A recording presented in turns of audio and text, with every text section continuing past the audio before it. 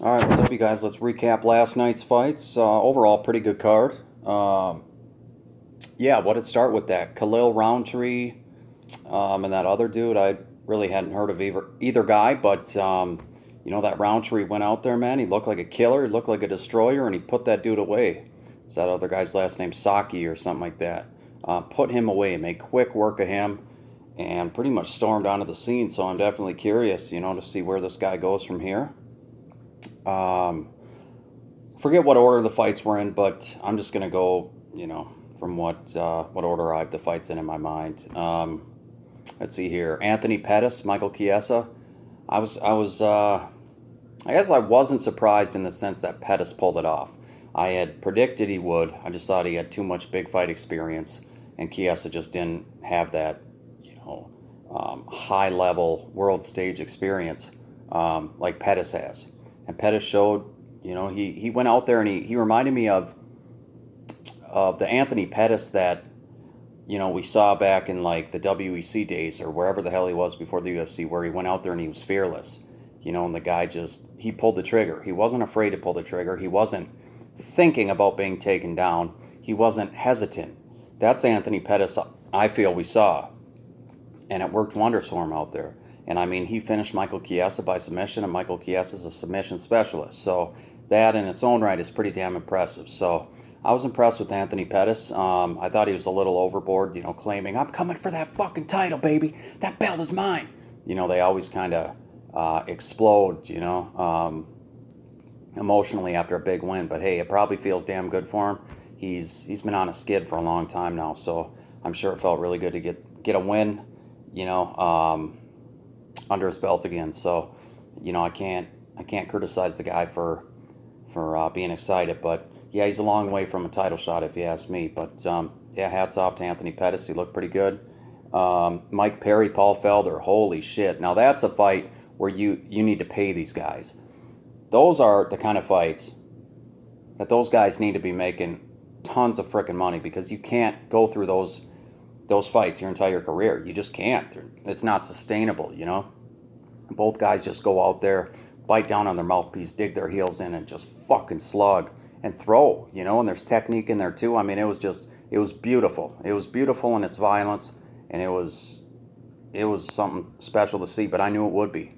Both those guys are bangers. They both come. They're both exciting. We knew it was going to be a damn good fight. And Mike Perry looked, wow, I'll tell you guys what, I thought Paul Felder was just going to be too much for him.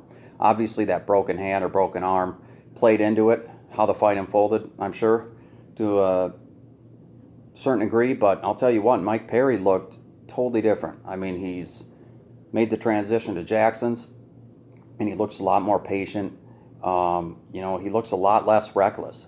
I mean, I grew used to seeing Mike Perry, this slugger who was just a brawler who, in a street fight, I'd pick him over anybody. But in the cage, he just wasn't technical enough. He was just a slugger, blood and guts warrior. Tough as nails, but just not polished. But this was a different Mike Perry. And apparently he's only been at Jackson's for 2 months, but I could already see the change in the guy. He was a lot more patient, picking his shots, um, and picking his shots and making the shots that he landed count. I mean, he was really fucking Felder up with those elbows and those punches, and Felder was getting cut with seemingly everything he got hit with. It seemed like, but yeah, let me just say, Paul Felder is tough as nails. That guy, if he fought through a broken arm, for the last 2 rounds or whatever, I mean, man, I will bow at his feet, because that takes a special person. Personally, I doubt I'd be able to do that. Are you kidding me? It's just like these guys, MMA fighters are a different breed. They're a different breed of human being, and Paul Felder is a different breed of fucking savage. That guy is tough as nails, and he's good and he's dangerous too. Even with the broken arm, he was dangerous. He could have ended that fight at any moment. But I'll tell you what, like if Mike Perry went out there the same Mike Perry we've seen before, which was the one I expected to see, I think Felder would have beat him, even with the broken arm. Because that Mike Perry that I grew used to seeing is one who's just reckless, threw caution to the wind and didn't fight intelligently. But we saw a different Mike Perry. We saw a much improved Mike Perry with patience and cleaner striking. Just more well-rounded. I'm looking forward to seeing Mike Perry from here on out. I'm going to assume he keeps getting better and more polished because in the past, let's face it, he was just a little rough around the edges. So this is an exciting time for Mike Perry because we're going to start seeing, his true potential. And Paul Felder, here's to hoping he recovers quick from that broken arm or broken hand or whatever he has. I think he's still, one of the toughest dudes out there. Still one of the best technically out there too. I don't know where he's ranked, but he's, like disgustingly ranked low. Like his ranking is disgusting. Like he's way better than he's ranked. You know what I mean? They don't give him the credit he deserves. But eventually, that guy's gonna be on the fucking map, and it's gonna be long overdue. What's the next fight? Oh my God, what a horrifying fight! Derek Lewis and Francis Ngannou. What the fuck, man? What the fuck was that? I got to give Derek Lewis a little credit because at least he did a little something. Nagano didn't do shit, man.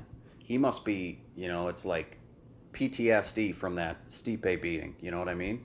The guy just, man, I was sitting there. I was like, what the hell's going on? I kept telling myself in the third round he's going to pull the trigger and he's going to be hell on wheels. It never happened. It never came. The guy never pulled the frickin' trigger. He went out there and he was like looking for a punch, the perfect opening the whole fight, but he never pulled the trigger. So he was holding the gun, pointed right at Derek Lewis the whole fight, but never pulled the fucking trigger. Never. I mean, I forget what the stats were, but it was something like, one of the, lowest punch count fights in heavyweight history or something like that. Even Joe Rogan was horrified, It's one of those fights where like, the analysts and the commentators covering the event, you're supposed to kind of like, try to fluff up what's going on. If it's a boring fight, you try to, do whatever you can to drum up a little interest for the viewers to kind of soften the blow of a boring fight, but they couldn't even come up with anything. Like you can't pull anything good out of a big pile of dog shit, and that's what that fight was. It was absolute horse shit. And neither guy went for it. Neither guy wanted to fight, It looked to me like both guys showed up for a paycheck, and that's it. Granted, I will say, like, I understand the first round playing it safe. I get it. These two guys are big as hell. They both pack knockout power in both their hands. So, yeah, taking the first round off, like, I understood it, But, like, through the second and then into the third, it was like, this is crazy, man. These guys just aren't going to pull the trigger. It could have been a 5-round fight and it would have played out the same way, So I just kept giving these guys the benefit of the doubt and thinking, okay, in the third round, it's just going to be bombs. It's going to be chaos. It's going to be mayhem, fireworks. It just never happened. It never happened. And, yeah, that fight was embarrassing. It was embarrassing. I mean, Francis Ngannou, that guy, just like Rogan said, he needs to see a, psychologist or something. He doesn't need different methods of training. That guy needs, some mental help after that Miocic loss because the guy's clearly not the same, man. He doesn't pull the trigger, He's got bullets in the chamber. He's not willing to fire, I don't know. That was a disappointing fight, but I'll tell you what, thank God we had an exciting fight before that fight and an exciting one after. Daniel Cormier, holy shit, man.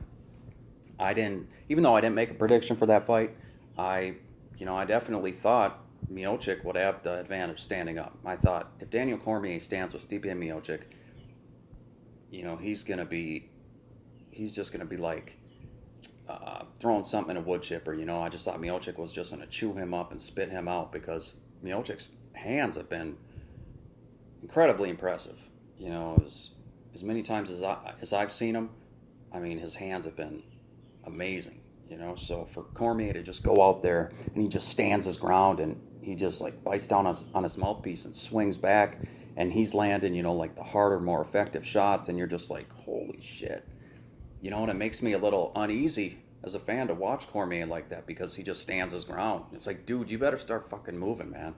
Because one of these shots could put you away, but he just stood his ground and he just fired back and he timed that right hook perfect, short, right out of the clinch. right as he was exiting out of the clinch, just that pop, that right hand right to the jaw, put Miocic down, and then he, a few more for good measure.